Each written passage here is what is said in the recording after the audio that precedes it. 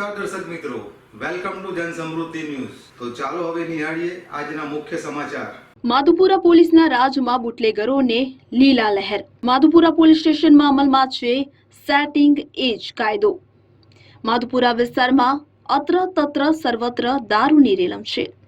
અમદાવાદ શહેરના માધુપુરા વિસ્તારમાં D8ના દવાખાનાની બાજુમાં આવેલ બગીચામાં દેશી દારૂ ખુલ્લેઆમ વેચાઈ રહ્યા હોવાના અહેવાલ જન સમૃદ્ધિ ન્યૂઝ દ્વારા તારીખ 4/5/2026ના રોજ પ્રસિદ્ધ કરી તંત્રનું ધ્યાન દોરેલ અને હવે મહાજનના દવાખાના સામે અને નાની HBK સ્કૂલની બાજુમાં મન્યો નામનો માથાભારે બુટલેગર ખુલ્લેઆમ દેશી દારૂનું વેચાણ કરી રહ્યો છે, જે અંગે જન સમૃદ્ધિ ન્યૂઝ દ્વારા અગાઉ અનેક અહેવાલ પ્રસિદ્ધ કરેલ છે। તેમ છતાં આ દૂષણ કાયમી ધોરણે બંધ થતું ન હોવાનો અહેસાસ જાગૃત પ્રજા કરી રહી છે। સ્થાનિક નાગરિકોનો આક્ષેપ છે કે પોલીસ તંત્રના PCB વિભાગના વહીવટદાર કલ્યાણસિંહ ઝોન 2ના વહીવટદાર મનુભાઈ અને માધુપુરાના વહીવટદાર વેલજીભાઈ નામની ત્રિપુટી ટોળકીના આશીર્વાદથી વર્ષોથી આ અસામાજિક પ્રવૃત્તિ ચાલી રહી હોવાનું પ્રજા જણાવી રહી છે। આ વહીવટદારોની મિલીભગત અને આંખ આડા કાનના કારણે આ ગેરકાયદેસર દારૂનું દૂષણ સતત ચાલી રહ્યું છે।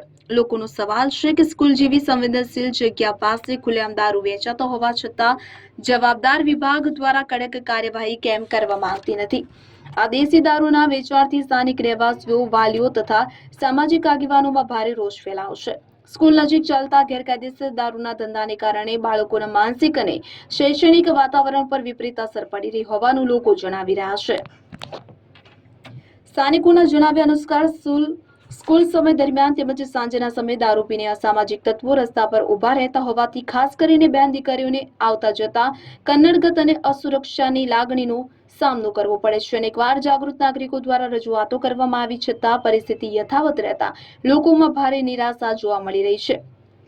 સામાજિક કાર્યકરો અને વિસ્તારના આગેવાનોએ પોલીસ કમિશનર તથા સંબંધિત અધિકારીઓને તાત્કાલિક હસ્તક્ષેપ કરી આ ગેરકાયદેસર દારૂના વેચાણને કાયમી ધોરણે બંધ કરાવવા, વિસ્તારને અસામાજિક તત્વોથી મુક્ત કરવા અને વિદ્યાર્થીઓ તથા મહિલાઓની સુરક્ષા સુનિશ્ચિત કરવા માંગ કરી છે। જન સમૃદ્ધિ ન્યૂઝને મળેલી માહિતી મુજબ ઇંગ્લિશ દારૂની પેટીઓ ભારતીય નામની બુટલેગરના ત્યાંથી પકડાઈ હતી, પરંતુ આ પકડાયેલી તમામ પેટીઓ બતાવવાની જગ્યાએ ઓછી ઇંગ્લિશ દારૂની પેટીઓ દર્શાવી બુટલેગરને પ્રોત્સાહન આપી રહ્યા હોવાની કાર્યપ્રણાલી માધુપુરા પોલીસ કરી રહી હોવાનું જાણવા મળેલ છે। જન સમૃદ્ધિ ન્યૂઝના આગામી અહેવાલમાં કાલુપુર શાક માર્કેટમાં દેશી દારૂનું વેચાણ શારદા શ્રાવણ નામના બુટલેગર દ્વારા થઈ રહ્યું છે અને દિલ્હી દરવાજા લીમડા ચોક ખાતે દેશી અને વિદેશી દારૂ ભાવિન નામના બુટલેગર દ્વારા વેચાણ થઈ રહ્યું હોવાની માહિતી મળેલ છે।